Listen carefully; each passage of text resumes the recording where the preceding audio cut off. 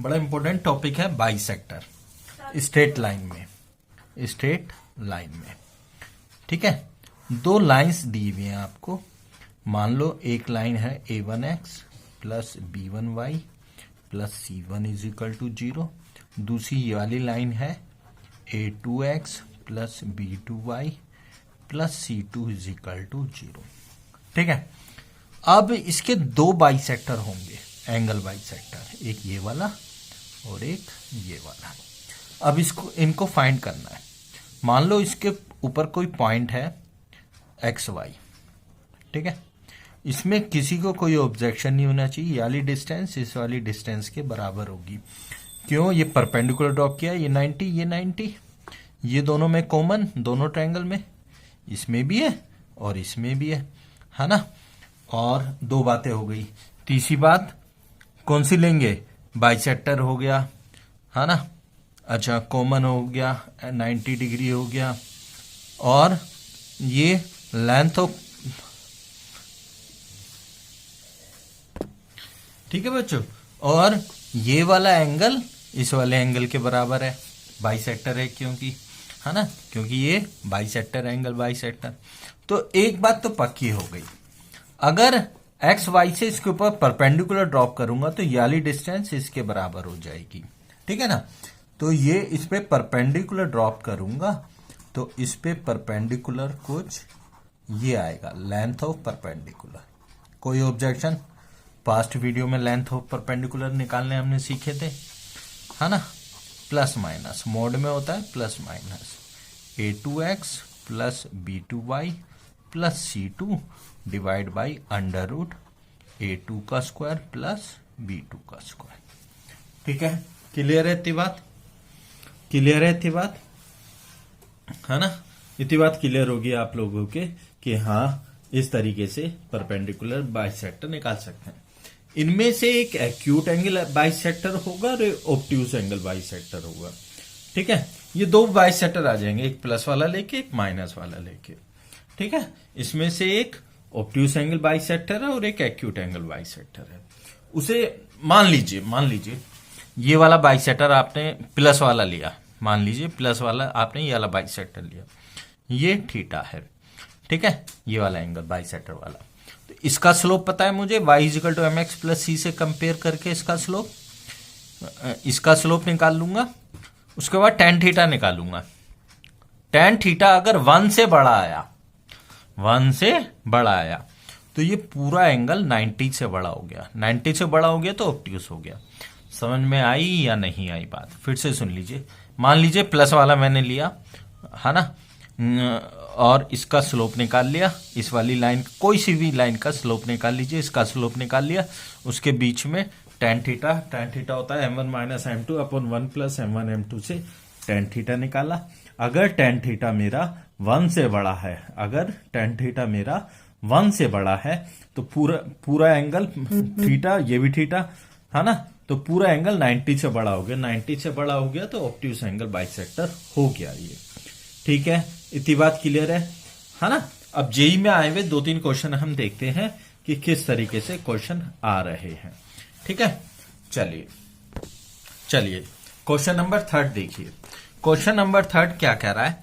The vertices of a triangle are -1 -7 and B दे रखा है 5,1 एंड सी दे रखा है 1,4। The equation of bisector of angle ABC, है ना। ABC का एंगल बाइसेक्टर निकालना है। 3 वर्टिसेस दे रखे हैं ट्रायंगल के, है ना, तो ABC निकालना है। ये बात तो पक्का हो गई, मुझे AB और BC दोनों चीज निकालनी पड़ेंगी, तीनों साइड निकालनी पड़ेंगी, AB भी, BC भी और CA भी, ठीक है। तो इसका बाइसेक्टर हम किस तरीके से फाइंड करेंगे देखिए, ठीक है। ये 3 वर्टिसेस दे रखे हैं, -1, -7, B दे रखा है 5,1, C दे रखा है 1,4, ठीक है। 1,4 कुछ यहां पे मान लीजिए, ठीक है। अब मुझे एंगल ABC का बाइसेक्टर निकालना है। मैंने बताया आपको कि इस तरीके के क्वेश्चन आ रहे हैं। एंगल ABC का बाइसेक्टर मुझे फाइंड करना है। तो ABC का बाइसेक्टर मुझे फाइंड करना है, तो B का, तो मुझे BC भी निकालना पड़ेगा और ये है ना, इसका बाइसेक्टर मुझे फाइंड करना है। तो ये बात तो पक्का है, मुझे BCB और ABB निकालना पड़ेगा। AB लाइन AB और लाइन BC मुझे फाइंड करनी पड़ेगी। ठीक है, इन्हें मैं फाइंड करता हूं। ठीक है बच्चों, मैंने अभी ये दोनों लाइन फाइंड करी, BC भी निकाला मैंने और AB भी निकाला मैंने। अब बाइसेक्टर निकालना है इसका। तो ऑब्वियसली बाइसेक्टर निकालना है, तो हमने बाइसेक्टर निकालना सीखा था। परपेंडिकुलर डिस्टेंस, एक पॉइंट से परपेंडिकुलर डिस्टेंस XY मान लो, उससे परपेंडिकुलर डिस्टेंस बराबर रखेंगे। तो ये आता है A1x plus B1y plus C1 upon under root A1 का स्क्वायर प्लस B1 का square is equal to plus minus A2x plus B2y plus C2 upon under root A2 का स्क्वायर प्लस B2 का स्क्वायर। तो ये बात पक्का हो गई कि इसका बाइसेक्टर जब मैं फाइंड करूंगा, 3 का स्क्वायर प्लस 4 का square 25 5 is equal to plus minus 4y plus 3x minus 19 upon 5। आ गया, इतना बात क्लियर है? इतनी बात क्लियर है आप लोगों के, है ना? मैंने 3y plus minus 4x plus 17 upon under root 3 square plus 4 square under root 25, उसका रूट 5, इसमें भी सेम है तो इसका भी रूट 5 आया, है ना? इन्हें कैंसिल कर लूंगा और आगे की कैलकुलेशन आगे बढ़ाना स्टार्ट करेंगे। क्लियर है इतनी बात? तो मेरी जो लाइन आएगी प्लस वाली, मैं ले रहा हूं पहले प्लस वाला लूंगा, तो मेरा आएगा y प्लस 7x माइनस 19 और 17 36 इज इक्वल टू 0। एक तो बाइसेक्टर मेरा ये आ गया। माइनस वाला लूंगा तो 7y माइनस x माइनस का 2, ये दो बाइसेक्टर आ गए मेरे। ठीक है, माइनस वाला लेने के बाद ये दो बाइसेक्टर आ गए। समझ रहे हो ना? प्लस का लिया तो 3y minus 4y, y minus का 4 प्लस का 3x प्लस का 4y 7x माइनस का 19 माइनस का 17 माइनस का 36, ये दो बाइसेक्टर मेरे आ गए। ठीक है, ठीक है, चलिए, है ना? अब इसको पूरी क्वेश्चन को उठा के उधर ले जाता हूं या माइनस कॉमन निकाल लेता हूं।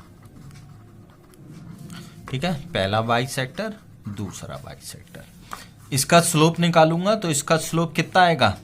m1 कितना आएगा? 1/7। y is equal to mx plus c से कंपेयर करूंगा, 7y उधर लेके जाऊंगा, 7 से डिवाइड करूंगा तो m1 आ गया।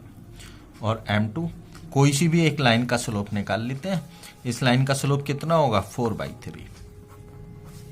ठीक है, अब निकालते हैं tan थीटा।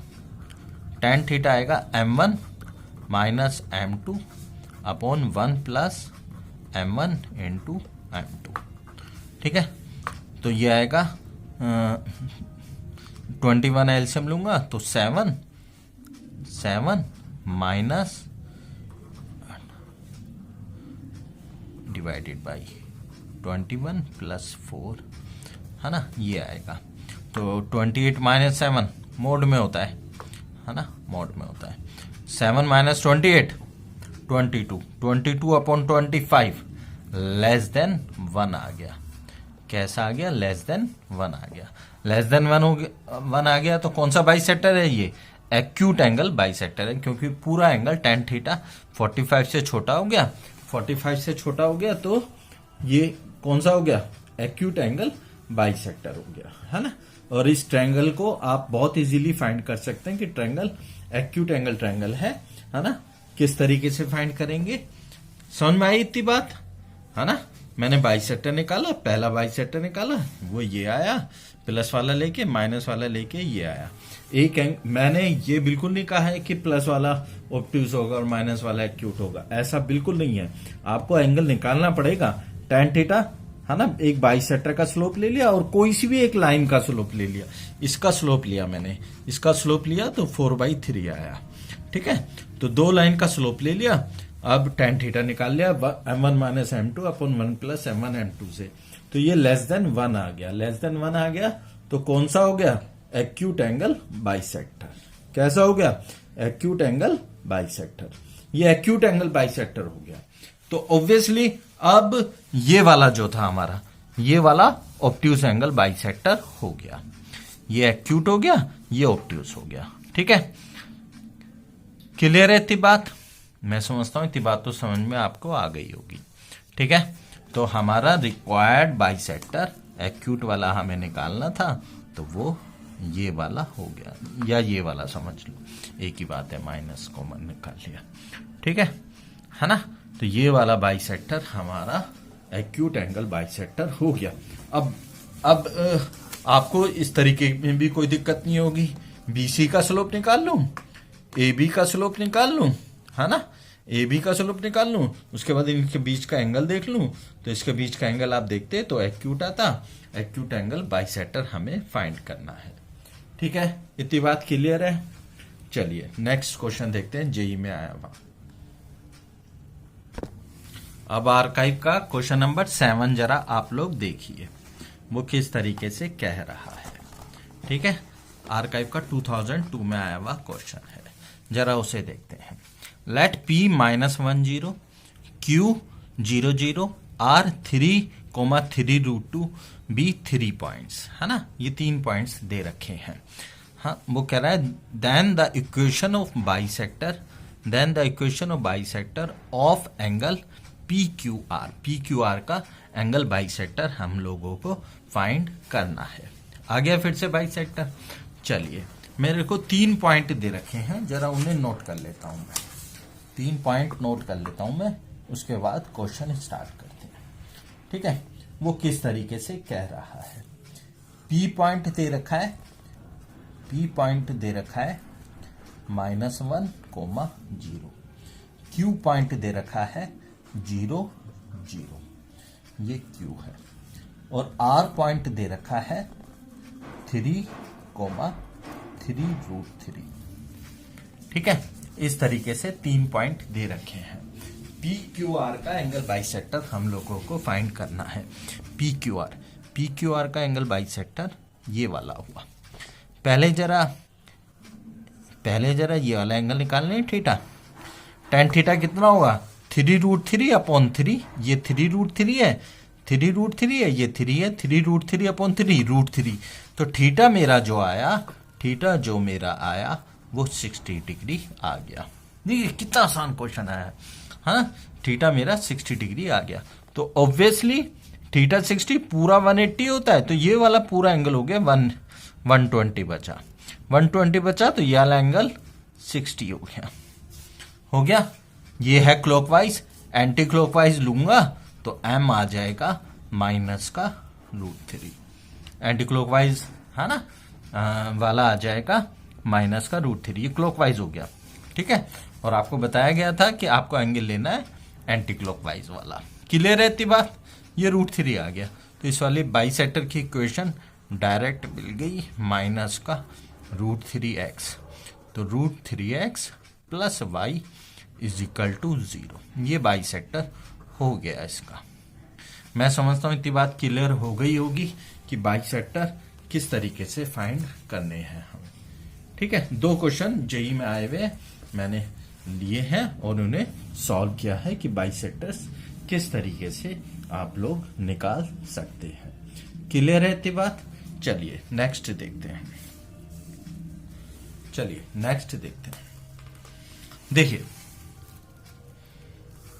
देखिए नेक्स्ट क्या है। अगर मैं आपसे कहूं एक फंक्शन है तो उसका कोई सा कर्व है, इसे एक लाइन ए और बी पे कट कर रही है। अगर इसे ए को ओरिजिन से मिला दूं, बी को ओरिजिन से मिला दूं, केवल ओरिजिन से मिला रहा हूं, है ना, ओरिजिन से मिला दूं, तो इसका मतलब इसे मैं होमोजेनाइज कर रहा हूं। देखिए 1 मिनट देखते हैं क्या होता है। मान लीजिए कर्व की इक्वेशन, सर्कल लिख रहा हूं एक, अभी आप पढ़ेंगे आगे, है ना, और एक इक्वेशन दे दी। ठीक है, ये लाइन ए बी की इक्वेशन हो गई और इस कर्व की इक्वेशन ये वाली हो गई। ठीक है, इसे होमोजेनाइज करने को मैं कह रहा हूं। तो 2x प्लस वाई अपॉन 3 से डिवाइड, इसे 1 से डिवाइड कर लिया। अब इसे होमोजेनाइज करना है मुझे, तो एक बात तो पक्की हो गई कि सबको 2 डिग्री की इक्वेशन मुझे बनानी है। 2 डिग्री की इक्वेशन बनानी है तो x वाले में 1 से, 5y वाले में 1 से, कांस्टेंट वाले में 1 स्क्वायर से मल्टीप्लाई मैंने कर लिया। अब इसे होमोजेनाइज करेंगे हम लोग। ठीक है, कैसे? x का स्क्वायर प्लस y का स्क्वायर माइनस 4x 1 की वैल्यू रख देते हैं, प्लस 5y 1 की वैल्यू रख देते हैं।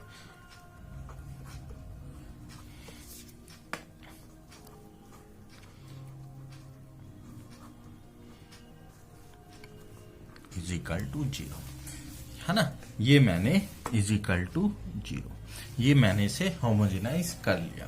अब कोफिशिएंट कलेक्ट करूंगा, है ना। इसे 4x स्क्वायर इंटू 2x तो 8x स्क्वायर अपॉन 3 आएगा।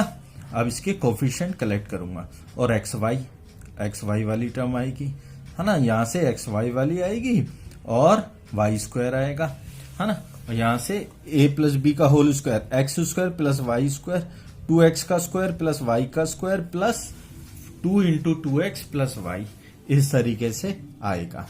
क्लियर है? तो ये होमोजेनाइज करने के बाद आपको साफ साफ समझ में आ रहा है, केवल और केवल ax square plus bx plus c वाली टर्म बचेगी। ax square plus bxy plus c Y square वाली टर्म मेरी बचेगी और कुछ नहीं बचेगा, है ना। इसे होमोजेनाइज करने के बाद अब इसे सॉल्व करते हैं थोड़ा सा। ठीक है बच्चों, अब इसके कोफिशिएंट मैं कलेक्ट कर रहा हूं। इसके कोफिशिएंट कलेक्ट करने के बाद मैंने अभी आपको बताया एक्स स्क्वायर, यहां से 8x स्क्वायर अपॉन 3 आएगा, है ना। जब इसके कोफिशिएंट कलेक्ट करूंगा मैं तो वो कुछ मेरा 5x का स्क्वायर माइनस 8y का स्क्वायर माइनस 14xy, मेरा कुछ ये आ जाएगा। क्लियर रहती बात? क्लियर रहती बात? अब वो ये भी पूछ सकता है मुझसे कि इनके बीच का एंगल फाइंड करो, कि इनके बीच का एंगल फाइंड करो। तो बहुत आसान है, जरा देखिएगा इनके बीच का एंगल।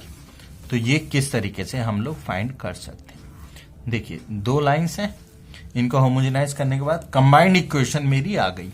मान लो वो स्टैंडर्ड लेता हूं, ax square plus 2hxy plus by square is equal to 0।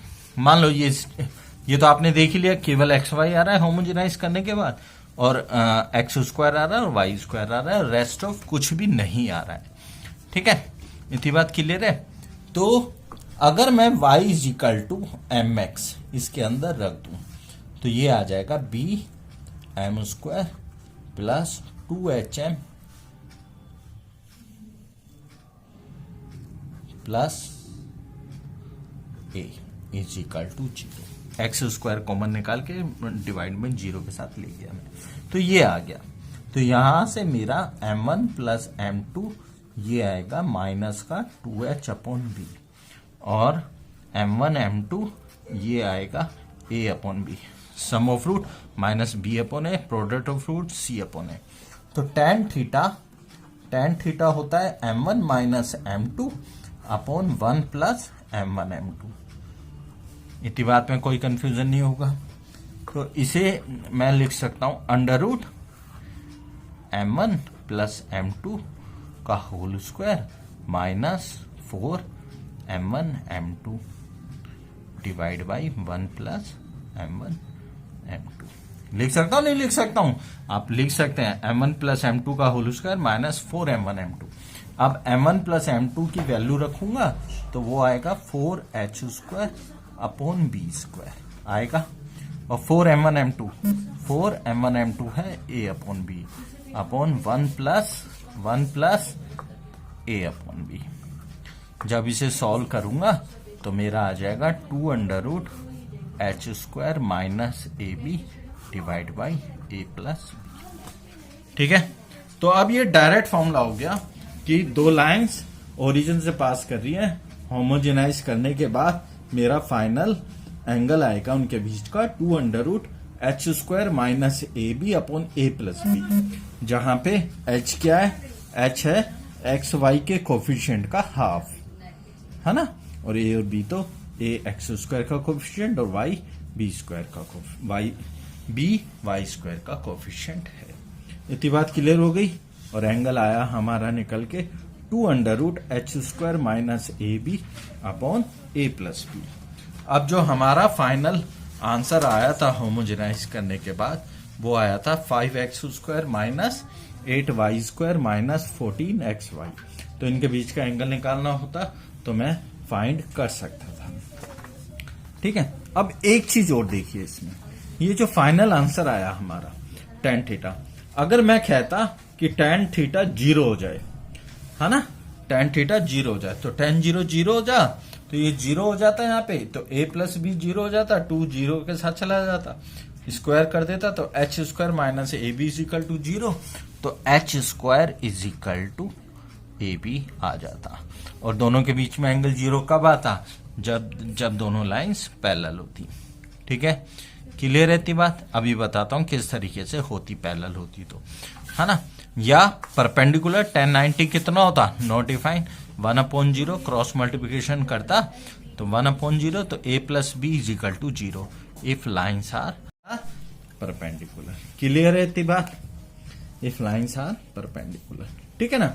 अब देखो पैरेलल में थोड़ा सा कंफ्यूजन हो सकता है, मेरे हिसाब से तो पैरेलल इस तरीके से हो सकता था कि कोई कर्व होता,